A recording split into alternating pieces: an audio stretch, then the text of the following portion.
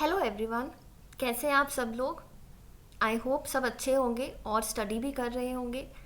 But today I am here not to discuss any topic but to guide you all because I got many messages from students and they were asking me what to study and what not to study. क्योंकि exam के लिए अब time बहुत कम है। Yes, only you have just 17 days left. Yes, 17 to 18 days. और जनवरी में आपका एग्ज़ाम किस डेट को होगा ये तो अभी फाइनलाइज नहीं है, but you need to prepare well. और अगर आप भी कंफ्यूज्ड हैं कि क्या पढ़ें और क्या ना पढ़ें, इस टाइम पे PYQs करें या मॉक प्रैक्टिस करें, तो और एग्ज़ाम में कैसे आपको परफॉर्म करना है, इस सब का सल्यूशन आज आपको इस वीडियो में मिल जाएगा। So let us start without wasting any time. Okay,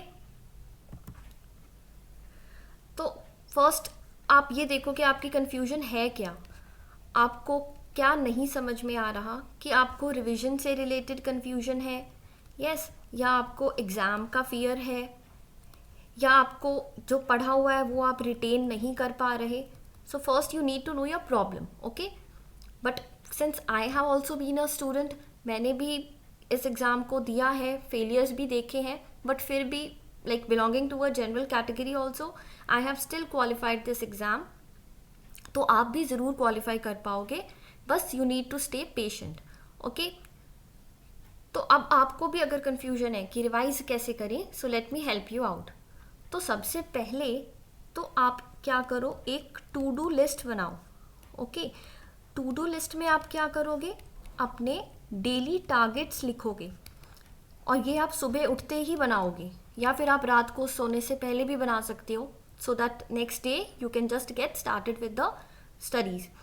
तो डेली टारगेट्स में आपने दो कैटेगरीज में डिवाइड करना है, paper 1 and paper 2। What ever your paper 2 is, चाहे कॉमर्स हो, चाहे मैनेजमेंट हो, इंग्लिश हो, what ever it is, okay, pol science, what ever.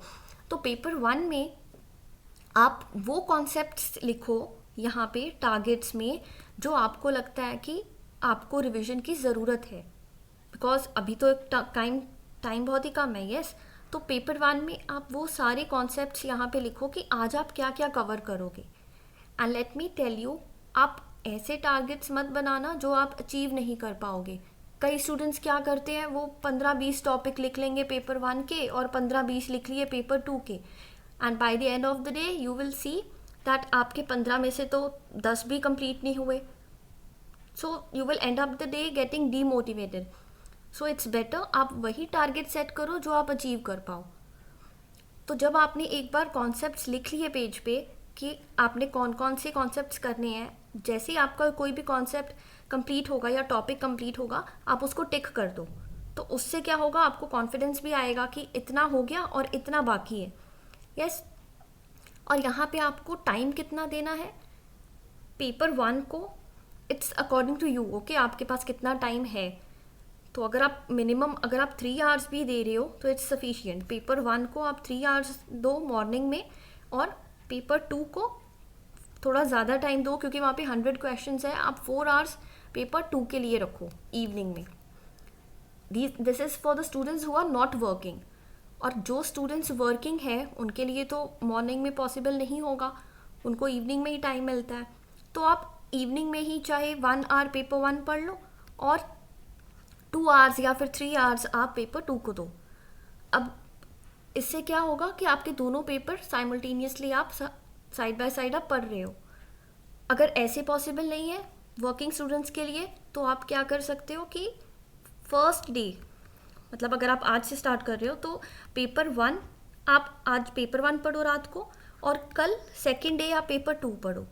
तो इससे क्या होगा, पेपर 1 में आपने मान लो 3 आवर्स सिर्फ पेपर 1 ही पढ़ा, तो इसमें आपका कॉन्फिडेंस आया।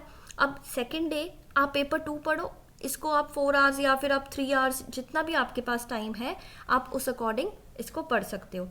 अब जो नॉन वर्किंग स्टूडेंट्स हैं, ज़रूरी 3 आवर्स मैंने मिनिमम कहा है, आप इसको 4 आवर्स 5 आवर्स आप, क्योंकि टाइम कम है, आप तो पढ़ना ही है पूरे दिन, तो आप उसको अपने टाइम के अकॉर्डिंग अपना टाइम सेट कर सकते हो। ओके, सो अगर आपको, जैसे कई स्टूडेंट्स को लगता है कि नहीं मॉर्निंग में मुझे पेपर 2 कन्वीनियंट लगता है, तो यू कैन स्विच इट। आप पेपर 2 मॉर्निंग में पढ़ लो और पेपर 1 आप इवनिंग में पढ़ लो। This way also you can do. अब नेक्स्ट क्वेश्चन आता है कि पढ़ना क्या है.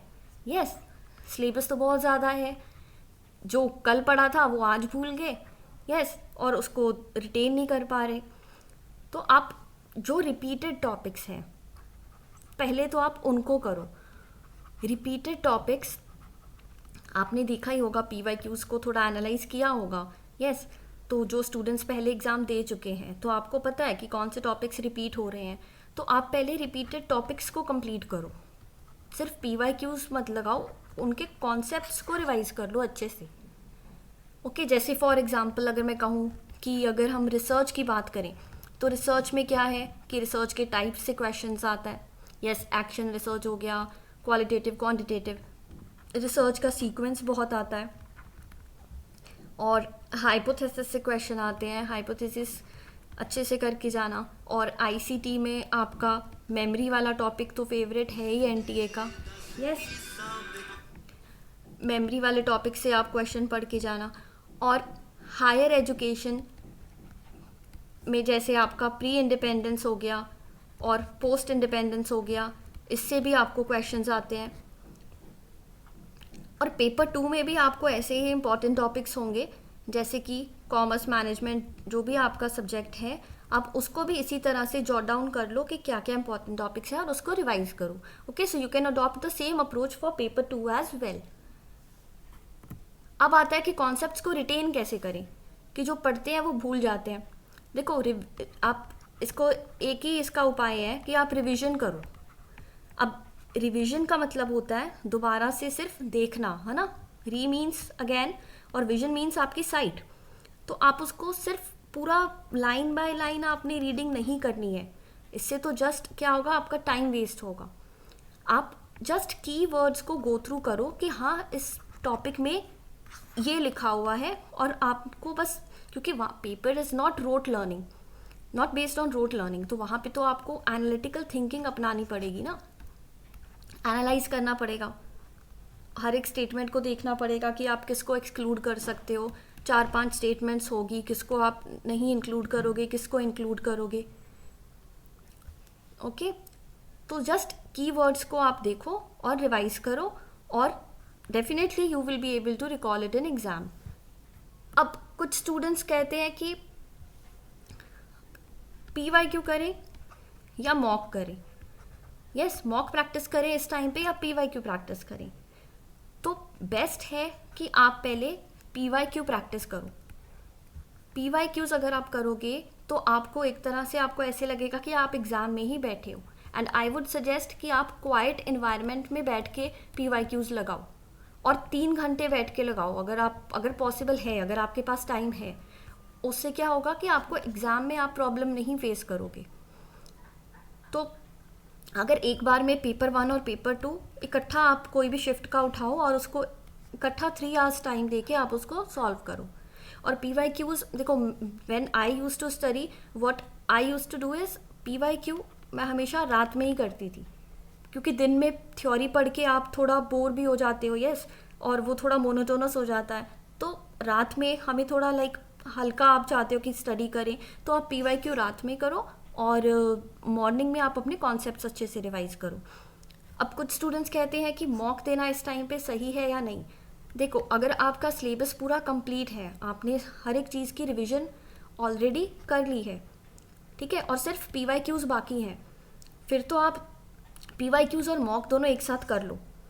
यस, इस पे फोकस करो, PYQs and mock, because your revision is done. But अगर आपके रिवीजन नहीं हुई है, then you go for revision plus PYQ, क्योंकि PYQs के बिना आप एग्ज़ाम नहीं दे सकते. PYQs आपको करने ही हैं. और क्योंकि कुछ PYQs तो रिपीट भी हो जाते हैं, तो डायरेक्टली 4 to 6 मार्क्स आपके रिपीटेड PYQs से ही आ जाएंगे. एग्जैक्टली नहीं रिपीट होगा, बट कई बार वही ऑप्शन को वो क्वेश्चन बना के, स्टेटमेंट बना के दे देते हैं. यस, तो अब आपके PYQs मॉक की भी कन्फ्यूजन दूर हो गई है. सिलेबस कैसे रिवाइज करना है और क्या रिवाइज करना है वो भी मैंने बता दिया है. किस टाइम पे आपको क्या पढ़ना है वो भी हमने डिस्कस कर लिया है. तो अब बात आती है सेल्फ डाउट की. मैनी स्टूडेंट्स क्या करते हैं, उनको अपनी ही प्रेपरेशन पे कॉन्फिडेंस नहीं होता। जब आपको खुद पे कॉन्फिडेंस नहीं है तो कोई और आप पे क्या ट्रस्ट करेगा? यस तो आप ऐसा सोचो ना कि बाकियों को कुछ नहीं आता, आप ये सोच के जाओ एग्ज़ाम में कि सब ऐसे ही आए हैं, बस मुझे ही पता है। बट ओवर कॉन्फिडेंट मत हो ना। ओवर कॉन्फिडेंट होगे तो एग्ज़ाम पे प्रेपरेशन पे आप पे वो दिखेगा। तो आप कॉन्फिडेंट रहो कि जितना पढ़ा है मैं उतना ही अच्छे से परफॉर्म करूँ। When I gave this exam first time मेरी 1 या 2 यूनिट नहीं हुई थी, but still I scored 90 around 90 percentile. वो सिर्फ फर्स्ट अटैम्प्ट था मेरा। तो 1 या 2 यूनिट अगर नहीं हुई है ना तो आप इस पे फोकस मत करो, उसको छोड़ दो। अब उसको मत करना जो आपकी यूनिट नहीं हुई। जो आपकी यूनिट्स ऑलरेडी हो गई हैं, मान लो पेपर 2 में आपकी 2 यूनिट्स नहीं हुई, so focus on the 8 units which you have covered. उसको रिवाइज करो, उसके PYQ लगाओ। अब अगर काफ़ी बच्चों को पेपर 1 में मैथ्स से डर लगता है, यस मैथ्स का तो सिलेबस देखो वास्ट है, मतलब आपको किस टॉपिक से कैसा क्वेश्चन आएगा ये आप प्रेडिक्ट नहीं कर सकते। Obviously 8 to 9 topics are there जिसमें से आता है, बट स्टिल अगर आपको फियर है मैथ्स का तो at this point of time you can leave maths. Yes अगर आपने इतने टाइम से नहीं पढ़ रहा है, because maths demands daily practice. 5 question daily maths के आपको प्रैक्टिस करोगे तब आपको कॉन्फिडेंस आएगा मैथ्स में। ओके सो जो यूनिट नहीं हुई है उसको छोड़ो, जो हो गई है उसको पढ़ो और कॉन्फिडेंट रहो। Definitely you will crack this exam. और this exam demands patience. Yes क्योंकि रिपीटेड अटैम्प्ट्स आप दे रहे हो, आपको लगता है कि बाकियों का क्लियर हो गया, आपका क्लियर नहीं हुआ। सो देखो everything comes at the right time. Yes हर एक चीज़ सही टाइम पे होती है। तो अगर आपको लगता है कि आप में पेशेंस नहीं है या ये आप एग्ज़ाम नहीं दोगे या फिर आप गिव अप करोगे, so this is not the right way. आप एग्ज़ाम दो, चाहे आपकी प्रेपरेशन बिल्कुल भी नहीं है, चाहे आप फर्स्ट अटैम्प्ट दे रहे हो पर आपको पता नहीं है क्या पढूं क्या नहीं, तब भी मैं कहूँगी कि आप जस्ट PYQs करके चले जाओ। ओके अगर आपका ये फर्स्ट अटैम्प्ट है, जस्ट PYQs करके जाओ और आप देखना एग्ज़ाम में आपको पता चलेगा कि किस तरह के क्वेश्चंस आते हैं। एग्ज़ाम में 3 घंटे बैठने की आपको प्रैक्टिस होगी कि हाँ कैसे पेपर अटैम्प्ट करना है, क्या मैंने मिस्टेक्स की हैं। तो it will definitely help you in the second attempt. आप ये मत सोचो कि आप अच्छे से प्रिपेयर करोगे तभी आप एग्ज़ाम दोगे। Don't make this mistake. Okay तो yes good things come to those who wait. तो आप पेशेंस रखें और अच्छे से अपनी पढ़ाई करें। और हाँ one thing is important, during the exam आप किसी से भी एग्ज़ाम से पहले ना बात मत करो। अगर देखो मतलब बात करो बट ऐसा मत डिस्कशन करो कि तूने कितनी पढ़ाई की या मैंने कितनी पढ़ाई की। उससे क्या होगा, अगर सामने वाले ने बोल दिया कि मैं तो बहुत पढ़ के आया हूँ, मेरा पहले भी एग्ज़ाम क्लियर है, तो आप डिमोटिवेटेड हो जाओगे। यस तो ड्यूरिंग द एग्ज़ाम आप अपने क्वेश्चन पेपर को अच्छे से पढ़ना। नॉट कहाँ पे लिखा है, नॉट इनकरेक्ट कहाँ लिखा है। तो नॉट इनकरेक्ट का मतलब क्या हुआ, नॉट और ये इन नेगेटिव है, दोनों कट गया। नॉट इनकरेक्ट का मतलब है कि करेक्ट स्टेटमेंट पूछिए। Many students make this mistake, वो क्वेश्चन को अच्छे से पढ़ते ही नहीं है और घर आके कहते हैं कि ये क्वेश्चन तो मुझे आता था, मैंने जल्दबाजी में गलत कर दिया। तो read the question carefully, utilise your time properly. और अगर आप चाहते हो, अभी वैसे वीडियो बहुत लेंथी हो जाएगी, अगर आप चाहते हो कि आरसी यस आरसी पे कि आरसी कैसे सॉल्व करना है या फिर मैथ्स को कैसे डील करना है, या अगर आप चाहते हो कि इम्पॉर्टेंट टॉपिक्स पे आपको वीडियो चाहिए तो do let me know. Okay definitely I will help you out. But this is it, यही स्ट्रैटेजी मैंने भी फॉलो की थी। PYQs करो, रिविजन करो और मॉक्स आप तभी लगाओ जब आपके PYQs और रिविजन दोनों हो चुकी है। या फिर अगर आप पहले से मॉक लगा रहे हो then definitely it is good. But क्योंकि क्या होता है मॉक में ना कुछ क्वेश्चंस इतने टफ होते हैं कि आपका कॉन्फिडेंस उससे क्या हो जाता है, लो हो जाता है। और फिर आपको लगेगा कि एग्ज़ाम से पहले अगर कॉन्फिडेंस लो हो गया तो उससे आपके एग्ज़ाम पे इफ़ेक्ट पड़ेगा। Okay so I think I was able to help you out.